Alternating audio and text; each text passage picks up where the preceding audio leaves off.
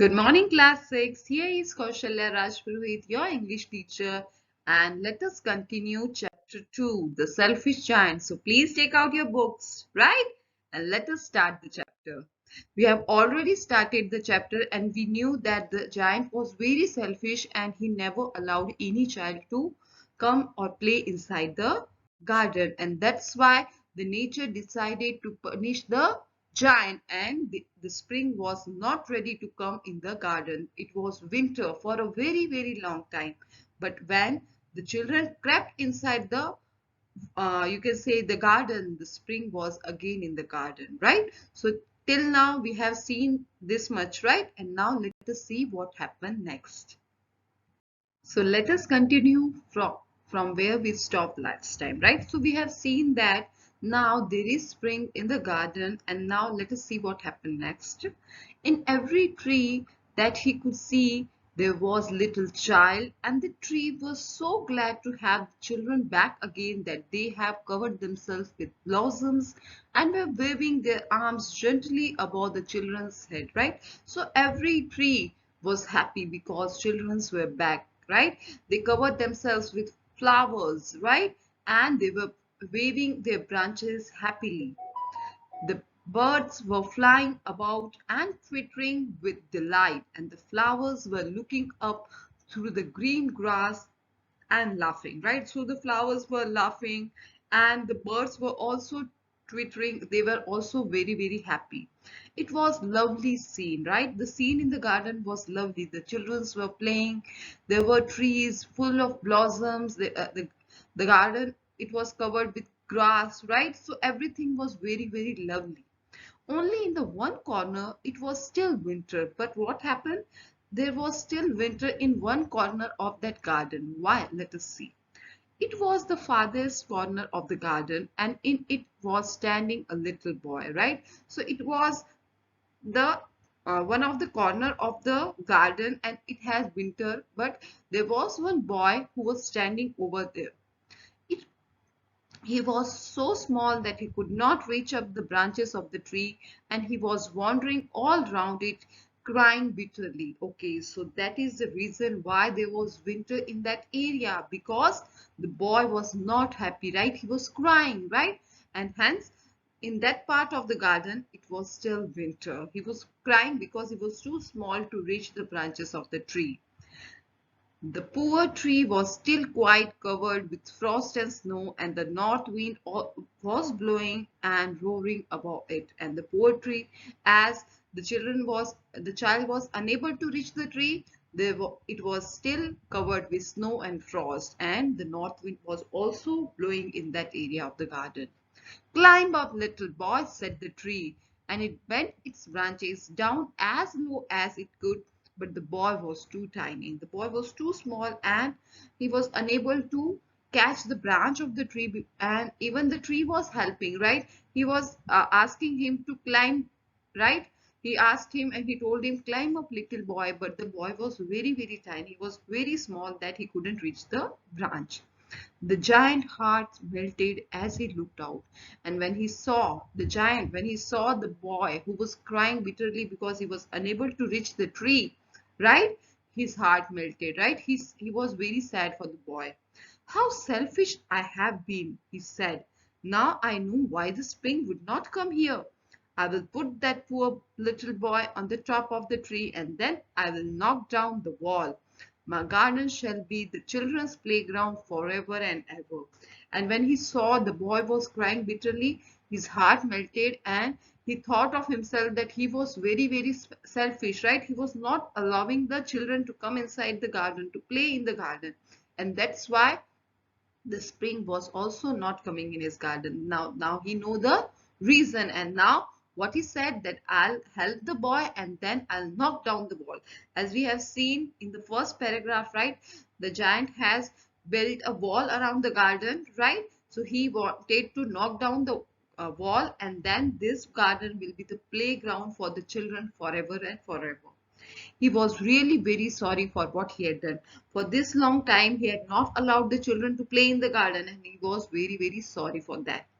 So he crept downstairs and opened the front door quietly, softly, and went out in the garden. The giant stole up behind the little boy and took him gently in his hand and put him up on the garden. So he crept down. He came slowly downstairs and slowly opened his door so that the children doesn't fear, right? They don't get frightened of the giant. So he slowly went outside and he kept the boy on the tree. And the tree broke up at once into blossom, and the birds came and sang on it. And the little boy stretched out his arms and flung them around the giant's neck and kissed him. So the boy was so happy, right? The tree again was covered with blossoms, right? Even birds came over the tree, and the boy was so happy that he just uh, you can say hugged the giant and also kissed him, right? He uh, you- uh, he he stretched out his arms and then he kissed the giant. And the other children, when they saw that the giant was not wicked any longer, wicked means bad person or a person with wicked mind, right? Bad character person. So everyone knew that the giant was not you can say a bad person, a wicked person anymore, right? Because when they saw that he helped the child and the child was kissing him and he was not harming the child, then they knew that he is no longer a wicked person. They came running towards him. "It's your garden now, little children," said the giant, and he took a great axe and knocked down the wall. And when the people were going to the market at 12 o'clock, they found that giant playing with the children in the most beautiful garden they had ever seen, right? So when the children came to him, right, he told that this garden is for you, right? Now you can play here anytime. This is for you. It will be the playground where you can play forever and forever. And he just knocked down the wall, and the people who passed by that garden at 12 o'clock, right, they saw that the giant was playing with the children, and it was the most beautiful garden they have ever seen. All day long they played, and in evening they came to giant to bid a goodbye, right? So when they played all day, and in the evening they used to say goodbye to the giant and they used to go to their home. Every afternoon when the school was over, the children came and played with the giant. The giant was very kind to all the children, and now it became their routine, right? Once they came back from the school, right, they used to come here and play with the giant, right, every day. And the giant was also very kind to them. And years went by.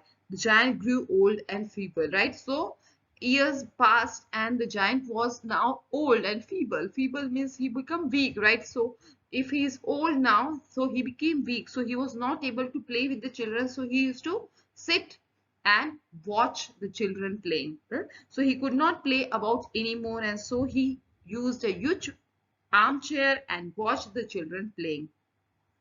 "I have many beautiful flowers," he said, "but the children are the most beautiful flowers." And at the end, what he said, that "I have many beautiful flowers in my garden, but these children are the most beautiful flowers I have ever seen," right? So this is a story of the selfish giant, right? So at the starting, what we have seen, that the giant was very selfish and he didn't allow any of the children to play inside the garden, and he also built a wall around the garden so that no one can enter the garden. And because of this, right, the nature tried to teach a lesson to the giant, right? They tried to teach a lesson to the giant, right, that you should be helping others, right? And then that's why there was winter in the garden and that there was summer outside, right? And when the children came back, they brought the spring too, right? So this is how nature have taught a lesson to a selfish giant, and he became selfless, right? He became a good-hearted man at the end. Okay, so class, tell me, what do we learn from this chapter? The first thing is we should help each other, right? So if we have something, we should be sharing, right, with our friends, with our family, right? We should be helping each other. Second thing, we should be kind, right? We should be kind to each other. We should be having a caring nature. And the third thing is we should not be selfish like a giant, right? Like a giant was earlier, right? And then when he becomes selfless, he also became very, very happy. So we should not be selfish, right? So this is all for today. I hope you love the chapter. Please read the chapter. Tomorrow we'll be doing book exercise. Thank you.